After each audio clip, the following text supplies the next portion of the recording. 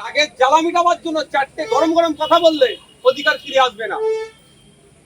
Scientific ওয়েতে যেতে হবে, নির্দিষ্ট পরিকল্পনা করে এগোতে হবে, সার্ভে করে সায়েন্টিফিক ওয়েতে জাত ধর্ম বর্ণ ঊর্ধ্বে গিয়ে, সে হিন্দু ওবিসি হতে পারে, মুসলিম ওবিসি হতে পারে, খ্রিস্টান ওবিসি হতে পারে, যে কেউ হতে পারে, তাদেরকে ইনক্লুড করা হোক। হুমায়ুন কবিরের জন্য ওর অফেন্সিভ বক্তব্যকে আমি কোনোদিন সমর্থন করি না। হুমায়ুন কবির বলে তার জন্য এটা বিবৃতি, আর এখানে যদি হরে কৃষ্ণ বলে তার জন্য চুপ থাকলে তাহলে মুখ্যমন্ত্রীর বক্তব্যকে সমর্থন করবো না। হরে কৃষ্ণর জন্য যেমন তিনি কঠোর ব্যবস্থা নেবেন, হুমায়ুনের জন্য যদি কঠোর ব্যবস্থা নেই তাহলে আমি বক্তব্যকে সমর্থন জানাবো। ডিটেলসটা হবে যখন ইউসিসি বিল আসবে, চর্চা যখন হবে তখন বলবো। মুখ থুবড়ে পড়বে, যে কটা অভিযোগ আনছে সে কটা অভিযোগ সে করবো। 3 নম্বর কথা বলি, যে বলা হচ্ছে মুসলিম মহিলাদেরকে নাকি, মুসলিম পার্টিকুলার নয়, মহিলাদেরকে নাকি করা হবে, সম্পত্তি সমান ভাগ দেওয়া হবে। আমি একটু বলে দিই, মুসলিম মহিলা 4 টাইমস বেনিফিট পায় সম্পত্তি থেকে। বিধানসভায় যে ওবিসি বিল এসছে এইটা নিয়ে ভোটাভুটি হয়েছে, আপনি বিরোধিতা করেছেন, মূলত কেন? একটা অ্যামেন্ডমেন্ট নিয়ে এসেছে ওবিসির উপরে, যেখানে রাজ্য সরকার সম্পূর্ণরূপে রাজনৈতিক স্বার্থ চরিতার্থের জন্য একটা নির্দিষ্ট কমিউনিটির মানুষকে দেখে দেওয়ার চেষ্টা করছে, তাদেরকে ডিভিশন দেওয়ার চেষ্টা করছে। এই বিলের বিরোধিতা করেছি। সংসদীয় রীতি অনুযায়ী একটা অবস্থান থাকে। আমি ওখানে ডিভিশন চেয়েছি, ভোটাভুটি চেয়েছি। সেই ভোটাভুটিতে আমরা দেখলাম অদ্ভুতভাবে তৃণমূলের একটা অংশ ভোটাভুটিতে অংশগ্রহণ না করে তারা ওয়াক আউট করলেন। আমরা এই বিলের বিরুদ্ধে ভোট দিয়েছি। এই বিলকে প্রত্যাহার করা, এই অ্যামেন্ডমেন্টকে প্রত্যাহারের কথা বলছি। আপনি কি চাইছেন? আমাদের অবস্থান clear. West Bengal commission for backward class যে আইন 1993 আছে, সেই আইনকে মান্যতা দিয়ে সার্ভে করে সায়েন্টিফিক ওয়েতে জাত ধর্ম বর্ণ ঊর্ধ্বে গিয়ে, সে হিন্দু ওবিসি হতে পারে, মুসলিম ওবিসি হতে পারে, খ্রিস্টান ওবিসি হতে পারে, যে কেউ হতে পারে, তাদেরকে ইনক্লুড করা হোক। তা না করে তড়িঘড়ি অলরেডি যেটা সুপ্রিম কোর্টে মামলা চলছে এখনো শেষ হয়নি, এখানে অ্যামেন্ডমেন্ট নিয়েছে তাদেরকে বার করে দেওয়ার একটা জায়গায় চক্রান্ত করে আমরা দেখছি।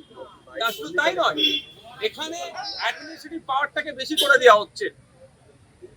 বেশ কিছু বিষয়ে অমিট করা হয়েছে সেকশনকে, শিডিউল 2, 1 and 3, শিডিউল 1 and 3 কে অমিট করে দেওয়া হচ্ছে। এই 1 and 3 কে অমিট করে দিলে যে এই শিডিউলের মধ্যে কারা আছে, কারা কারা জাতিগোষ্ঠী আছে, সেইগুলোকে তার চিহ্নিত করা হতোই, এই শিডিউলের আন্ডারে ছিল। সেগুলোকে করে দেওয়া মানে এটাই যে আগামী দিনে আইনি চ্যালেঞ্জ করতে গেলে সেই জায়গাটাও দুর্বল করা হচ্ছে। এই সমগ্র বিষয়টা নিয়ে দীর্ঘ আলোচনার বিষয়, আমরা অপোজ করেছি। শুধু তাই নয়, আমি আমাদের অল ইন্ডিয়া সেকুলার ফ্রন্ট পার্টির পক্ষ থেকে আমরা ডিভিশন চেয়েছি। সেই ডিভিশনে মোট 17টা ভোট মানে এই বিলের বিপক্ষে পড়েছে। তার মধ্যে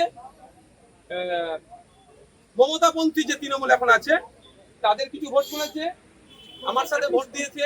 আমার পাশে ছিলেন দমকলের বিধায়ক মোস্তাফিজুর রানা দা, সিপিআইএম। কংগ্রেসের 2 জন বিধায়ক, তিনি আমাদের এই বিলের বিপক্ষে ভোট দিয়েছেন, জুলফিকার দা আর মোতাব শেখ সাহেব।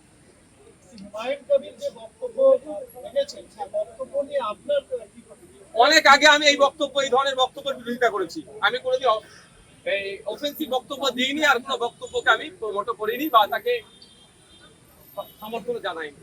হুমায়ুন কবির বলছেন যে সংখ্যালঘুদের মানে অধিকার খর্ব করা হচ্ছে, এই ব্যাপারে কি বলবেন? এটা দ্বিমত হওয়ার কোনো জায়গাই নাই। কিন্তু সংখ্যালঘুদের অধিকার খর্ব করা হচ্ছে মানে রাগ হচ্ছে, রাগের জ্বালা মিটাবার জন্য চারটে গরম গরম কথা বললে অধিকার ফিরে আসবে না। সায়েন্টিফিক ওয়েতে যেতে হবে, নির্দিষ্ট পরিকল্পনা করে এগোতে হবে। কোন জায়গা থেকে অধিকার কাটছে সেই অধিকারটা না কাটতে পারে, তার জন্য অ্যান্টিডট কি আছে। চারটে গরম কথা বললে অধিকার ফিরে চলে আসবে না।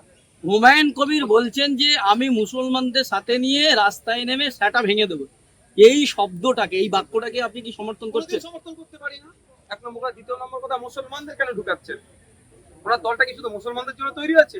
আমার যতটুকু জানা মতে ভারতবর্ষে এমন কোন রাজনৈতিক দলকে election commission of India registration দেয় না কোন একটা নির্দিষ্ট ধর্ম বর্ণ জাতের জন্য, ধর্মের জন্য তৈরি হয়। তাহলে কি একটা সম্প্রদায়কে উনি একেবারে অন্যায় কাজের দিকে উদ্বুদ্ধ করছেন? সেই মমতা ব্যানার্জি দলে তো মানে মমতা ব্যানার্জির কথা মনে পড়ে যাচ্ছে। সেই কোনো না কোনো একটা যেন টার্ন হচ্ছে, এটা আমি পক্ষ দিতে পারছি না, বিরুদ্ধে আমি। স্যার বলছি ইউসিসি বিল নিয়ে কিভাবে সংখ্যালঘুদের মধ্যে আশঙ্কা তৈরি হয়েছে সেটা নিয়ে কি বলবেন?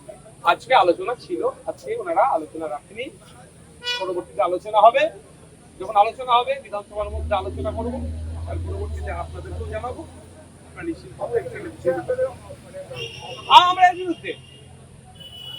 এর বিরুদ্ধে ইউসিসি নামিয়ে যে চালানোর চেষ্টাদের বিরুদ্ধে আমি দুটো ডেটা দেবো, দুটো প্রশ্ন তুলে দিচ্ছি। ইউসিসি নিয়েছে এটা বোঝাতে যাচ্ছে তালাকটা নিয়ে। অলরেডি 2017 সালে সুপ্রিম কোর্টে ইনস্ট্যান্ট 3 তালাককে ব্যান করেছে। আবার ইউসিসির প্রয়োজন কি? তারপরেও বলছি, ভারত সরকারের কাছে এমন কোন সরকারি তথ্য আছে দেখাতে পারবে তালাকের উপরে? তাকে দিতে বলুন। আর দ্বিতীয় কথা হচ্ছে বহু বিবাহ। কথা সব পাখি পাঁচ খায় আর মাছ খায়, মাছ রাঙার দোষ হয়। যেটা দেখুন, ধর্মীয়গত অবস্থান দিকে আর সামাজিক অবস্থান দিকে মুসলমানের একা যদি থাকে আমাকে বলবেন, ডেটা দিয়ে কথা বলতে হবে। ডিটেলসটা হবে যখন ইউসিসি বিল আসবে, চর্চা যখন হবে তখন বলবো। মুখ থুবড়ে পড়বে, যে কটা অভিযোগ আনছে সে কটা অভিযোগ করবো। 3 নম্বর কথা বলি, যে বলা হচ্ছে মুসলিম মহিলাদেরকে নাকি, মুসলিম পার্টিকুলার নয়, মহিলাদেরকে নাকি করা হবে, সম্পত্তি সমান ভাগ দেওয়া হবে। আমি একটু বলে দিই, মুসলিম মহিলা 4 টাইমস বেনিফিট পায় সম্পত্তি থেকে, as daughter, as wife, as mother, as sister. 4 times Muslim ধর্মীয় রীতি অনুযায়ী তারা বেনিফিট পেতে পারে। আবার তার বরঞ্চ যদি মুসলিম মহিলাদেরকে এরা স্বাবলম্বী করতে চায়, তাহলে প্রশ্ন আমি করছি, এবার এর অর্থবর্ষে ক্লাস হাই মাদ্রাসা ক্লাস 9 থেকে 12 এর যে মুসলিম পরিবারের গরিব মহিলারা ইন্টেনসিভ হিসাবে যে টাকাটা পেত, সেই ফান্ডকে জিরো করলো। এটা তো সরকারকে উত্তর দিতে হবে।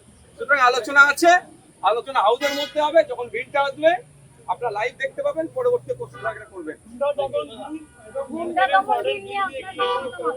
টাডা আর যে ধরনের গুলো আছে, যেগুলো ছিল, যে কাজে ব্যবহার হচ্ছে এটাই সে কাজে ব্যবহার, বড় অপোজ করব।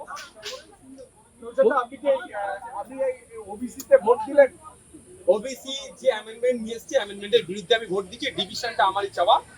আমি আমার পার্টির প্রতিনিধি হিসাবে এখানে আছি, অল ইন্ডিয়া সেকুলার ফ্রন্টের পক্ষ থেকে আমি আছি এখানে।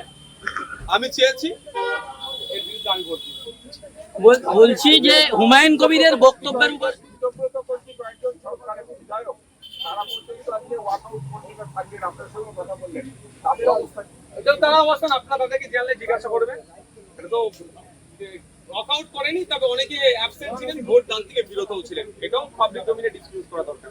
বলছি, হুমায়ুন কবিরের বক্তব্যের উপরে মুখ্যমন্ত্রী বললেন বিধানসভার মধ্যে এটাই হচ্ছে শেষ বক্তব্য। তার মানে এবারের বক্তব্যটাকে কি সমর্থন করলেন মুখ্যমন্ত্রী? দেখুন, এটা ওইরকম ভাবে তিনি বলেন, যতটুকু আমি শুনেছি বলছি। প্রতিবাদ জানিয়েছেন, প্রতিবাদকে আমি স্বাগত তখনই জানাবো যখন এটা সবার ক্ষেত্রে প্রযোজ্য হবে। নামটা হুমায়ুন কবিরের জন্য অফেন্সিভ বক্তব্যকে আমি কোনোদিন সমর্থন করি না। যদি হুমায়ুন কবির বলে তার জন্য এটা বিবৃতি, আর এখানে যদি হরে কৃষ্ণ বলে তার জন্য চুপ থাকলে, তাহলে মুখ্যমন্ত্রীর বক্তব্যকে সমর্থন করবো না। হরে কৃষ্ণর জন্য যেমন তিনি কঠোর ব্যবস্থা নেবেন, হুমায়ুনের জন্য যদি কঠোর ব্যবস্থা নেই, তাহলে আমি বক্তব্যকে সমর্থন জানাবো। আমাদের ভিডিও ভালো লাগলে লাইক এবং শেয়ার করুন। কমেন্ট সেকশনে গিয়ে জানান আপনাদের মতামত। আরও ভিডিও পেতে আমাদের চ্যানেল সাবস্ক্রাইব করুন এবং প্রতি মুহূর্তে খবরের আপডেট পেতে প্রেস করুন বেল আইকন।